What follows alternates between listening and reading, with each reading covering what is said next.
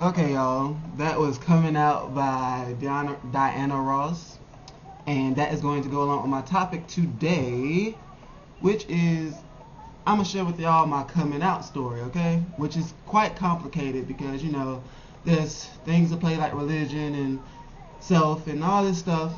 So I'm going to share it with y'all. So hopefully in turn I can get some video responses and some comments and whatnot about your coming out experience. So I challenge you to not only just look at this and laugh or whatever you do at CMI, how I came out, but also share your coming out thing. Um, okay, I came out my senior year in high school.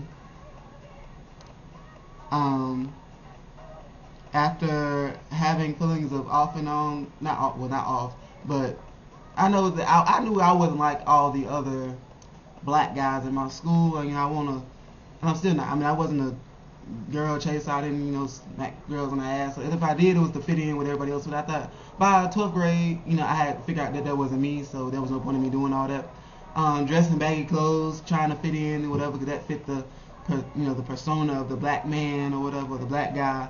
So, at 12th grade, I was just like, you know what? I'm so sick of dealing with this. I'm so sick of the pain, the hurt, the confusion. I'm so tired of it. I'm so tired of it. So, I mean, I had closeted experiences with like experimentation, like 6th grade, 7th grade, 8th grade. I think again like 10th grade or whatever. And 10th grade year, an old friend who used to live nearby came and spent the night with me. Uh, we didn't have sex, but we did, fool around or whatever. And it was just like, and I realized that he was all discombobulated about it later on. Yes, discombobulated. And he said he figured out that he was straight. He had just said he was curious. Me, I wasn't curious no more. Hell, I was quite happy. And and that was the moment I knew that this was something serious. It wasn't just a fleeting thing. Because people tell you, oh, it's just a phase, baby. It's just a phase. He'll grow out of it. No, you don't grow out of it. I mean, I'm not saying you can't change, but I mean, for some people maybe it is just a phase. But for me, it wasn't a phase. Okay, it was something I dealt with day to day, especially with seeing some fine, and I do mean fine people at school, back in high school or whatever. So I'll say that. So that was 12th grade too. That was the first semester of my 12th grade year. By the second semester, I was just like, you know what, I can't hide this anymore. And I felt bad after that night that he spent the night because I felt bad because I didn't feel bad and I was supposed to feel bad, so I had been taught. When I should have felt bad because I did kind of lie and get things going, manipulate some things so he could come spend the night. But still, I didn't feel bad about the feelings I had.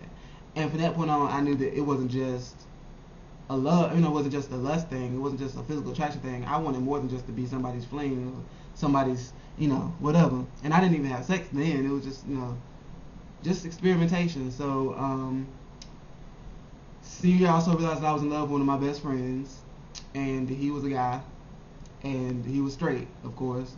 And so I fell in love with him, and I didn't realize exactly what it was, but I knew that I always had this tighter bond with my male friends that wasn't like friendship. It was more I expected certain things from them that they couldn't give me because they weren't, they weren't my boyfriend. But at the same time, friendships are like relationships anyway. It's a give and take. It's all that good stuff. But and he wasn't doing what I wanted him to do, even as a friend, not as a boyfriend, but even as a friend. And I came out and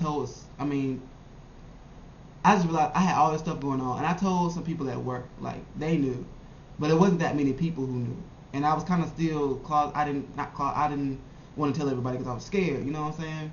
So I talked to this lady at my job. Her name, her name was Carol. That was my work mom. I still love her. Whatever. She was a manager at the where I used to work, and she talked to me. She helped me. I would go to work sometimes. I would be, cause I'm a pep, not perky type of person usually. I'm kind of like silly and that crazy. But these particular days, it was just I was so depressed and I was hurt and I was confused and it was showing in my at my job and stuff. So she had to talk with me for about an hour and she wanted me to tell her what was going on. So I told her and I told her about the guy that I was in love with. And I told her everything, and she just sit there listening. I was surprised that people were so open to me. You know what I'm saying? Like I didn't get the, you know, cast aside type thing, which I'm thankful for, and some people do, and I feel for you, but I didn't get that, and and it's just she just talked to me and dealt with me, and after a while, I was becoming more comfortable being a part of me. We would have our religious and philosophical discussions and whatnot, and she would just she would tell me what she think, I tell her what I think, and after a while, I just came and I started telling people one by one, people that didn't mean that much to me, like the people that meant something to me, but they weren't. I knew I could deal with losing them if they so chose to do, like I had heard and seen in movies and in real life.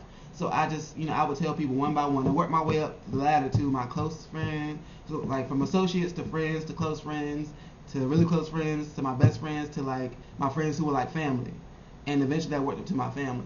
But it's like, and everyone I told one girl my friend Chi Chi, I told her, of course, but we weren't as close then. It was a senior year. I told her, and I was just like, yeah, I was talking about this song, Mary J. Blige song, Take Me As I Am. I said, yeah, because I'm bi, and, people can take me as I am. And I got off the bus. And she was just like, yeah, you're right. But she said it didn't click for her. She was like, wait a minute. Did he just come out to me? Yeah, I just sprung that on her. And the next day, it was just like, it was all good. And I eventually told my best friend at that time, Cha-Cha, let's call her Cha-Cha. I told her that, and we used to have talked like we were going to date, but it didn't work because we were meant to be friends. Because I did feel, I felt something for her. But it just didn't work out. So I was very, very, very, very reluctant to tell her because, we had almost dated. She had known me for about 2 or 3 years at this time. And it was just like, damn, you know what I'm saying? And like, so I told her and she was just like, well, I don't feel like why you were so scared to tell me or whatever. And like, she said that she didn't necessarily agree with the lifestyle, but she said, I'm Rakeem, you Rakeem, you could do, you whatever. It ain't gonna change nothing between us, which I don't care what you disagree with. I don't care about that. But as long as you accept me because it's me. Because I don't see how people can have the same qualms about homosexuality, but the same Bible used to judge homosexuals is telling them not to sleep with other people, like before marriage, yet it's okay to do that, because it's heterosexual. No. But, that's another story.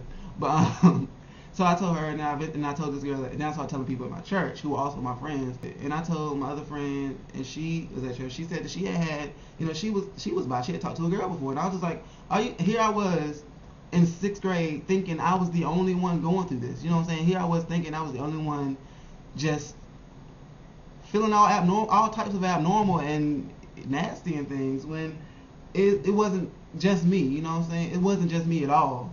And I did tell someone in 6th grade. I told my best friend Brandon.